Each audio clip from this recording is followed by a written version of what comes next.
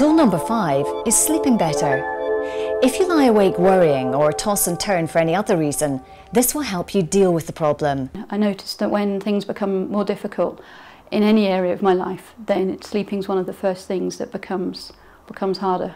And so what I've tried to learn to do is, first of all, not worry about it too much. I mean, I spoke to my GP, who reminded me I'd have to go through lots of nights of no sleep at all for it to be a real problem. And I think maybe that's really important, is that you don't lie there worrying, oh, that's another hour that I haven't slept.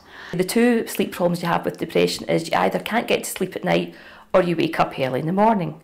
Now, I have had periods where I can't get to sleep at night because my mind is constantly churning, but the last time I had depression, I had both of them.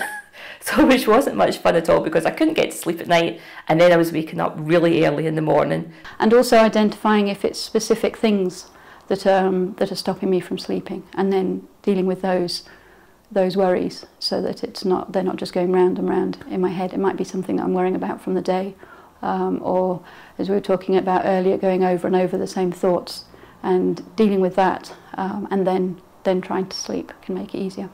Things that make it difficult to sleep are busy mind, negative thoughts, thinking too much about the past, and I do a lot of that when I'm feeling down, thinking about the past, lots of regrets. I wish I'd done, I wish that hadn't happened, I wish I hadn't said, which is all pretty unhelpful, and it does stop you sleeping. Alcohol, some people think it gets you to sleep.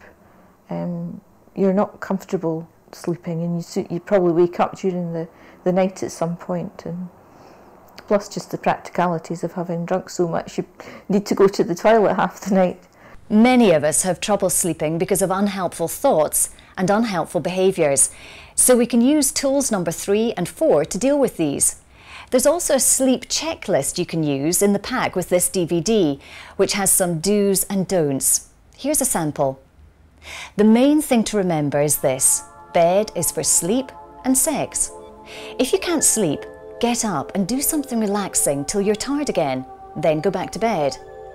Alternatively, if you're lying awake worrying about things, get up, switch on the light, write down your worries, and promise yourself that you'll deal with them tomorrow.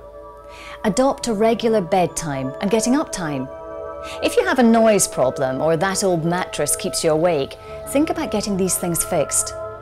Reduce your general life pressures. This DVD will help a lot with that. And plan a wind down time each evening.